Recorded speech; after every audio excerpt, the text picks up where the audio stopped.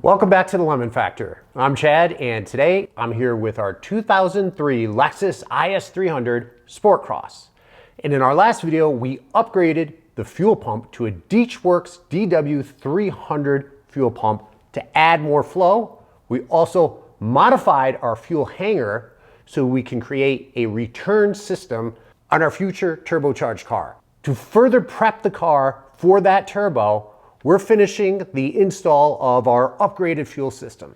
And in today's video, I am going to be upgrading our OEM fuel rail with a RADIUM Engineering high flow fuel rail. We're also going to install a fuel damper. And in a future video, the next video after this, we'll be installing the RADIUM fuel pressure regulator, RADIUM Engineering fuel gauge, and we're gonna tie it all together with some nice -6 AN fuel lines.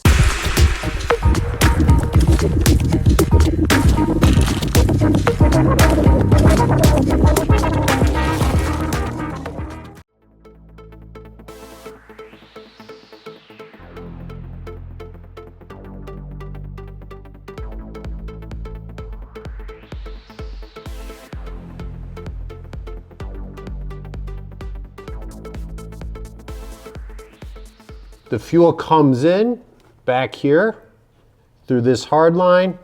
You have your fuel damper right up here, goes along the rail or pipe, feeds into the injectors, and that's what these clips are right here.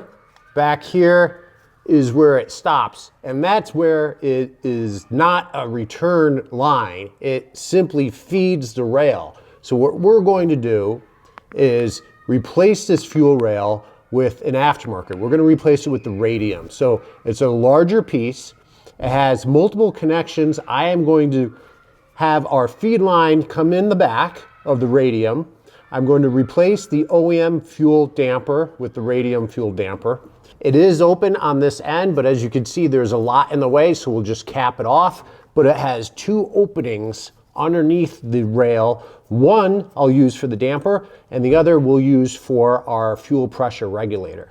So the first thing we want to do is disconnect our fuel injectors. So there's obviously going to be 6 fuel injector clips to disconnect.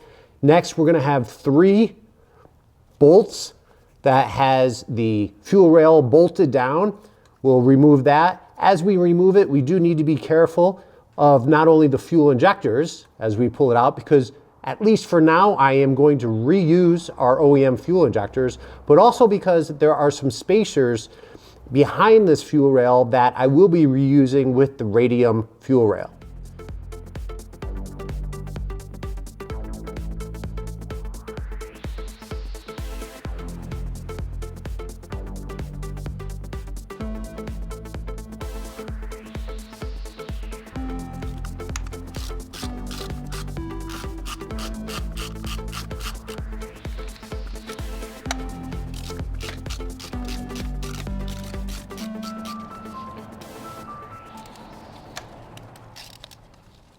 Now I'm going to remove the rest by hand. I don't know about the spacers, if as I pull this out, they're just going to fall, so I want to be careful. Now we need to disconnect the OEM fuel damper, because this is where your fuel comes in. So in essence, as we disconnect this, we'll disconnect the feed line.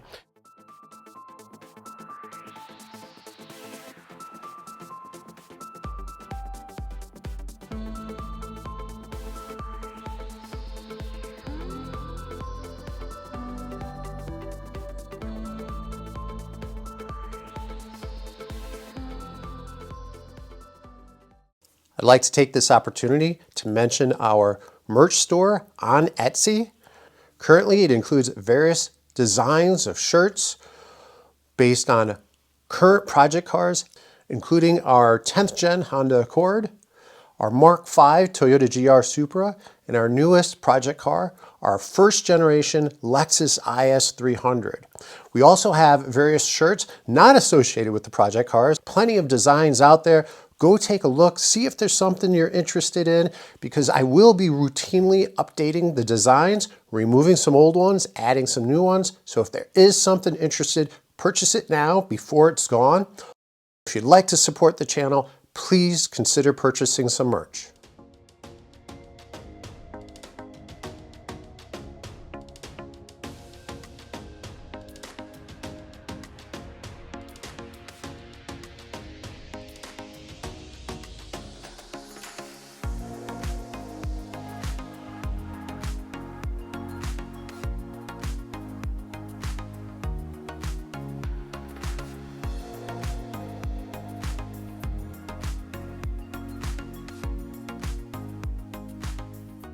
That because of limited space on this side, the front side, the bumper side of the fuel rail, we're going to have to cap off that opening, which I've already done with an orb fitting. I've also installed an orb fitting with a 6AN male on the bottom. On the other end, I installed the RADIUM fuel pulse damper. This too had an orb fitting. Nice, easy install. You can smoothly twist these on by hand, and just with maybe another rotation or rotation and a half, they come nice and snug to the fuel rail. So I put those on because once I install the injectors, put it on, they're going to be facing underneath and they're going to be a little harder to access. And then on the end that's facing the firewall, I did install an orb fitting with a -6AN male. So in test fitting the fuel rail with the 90-degree bend, I found I really didn't have enough room against the firewall. I probably would have run into a lot of issues either with rubbing or trying to connect the fuel line. So I got this RADIUM banjo, and it swivels, which is nice, and that seems to give me much more room, so it doesn't protrude as much. So we've replaced that, and I also replaced the 90-degree that I had here, which is going to go to our fuel pressure regulator. Same thing, as this is facing down, there's just not that much room, and I figured if I was replacing the feed line on the end, might as well get one for our fuel pressure regulator. So now that we have our attachments, I'm going to reinstall our fuel injectors using new O-rings, grommets, seals. While we're at it, I mean, these are probably the original fuel injectors. I have no reason to believe that they're not. So might as well replace those so we don't run into any fuel leaks. We are going to be reusing our black plastic fuel rail spacers. So make sure you put those in before you attach the fuel rail and before you start bolting it down.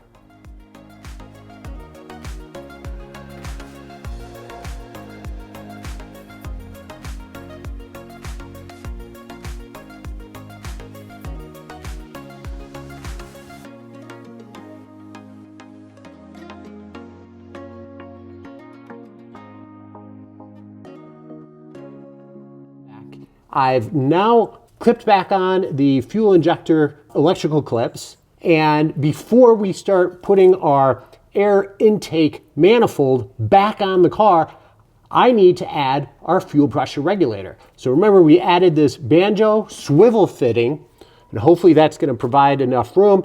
I can either swivel this up and go over, go around, or there is space under there where I can go underneath.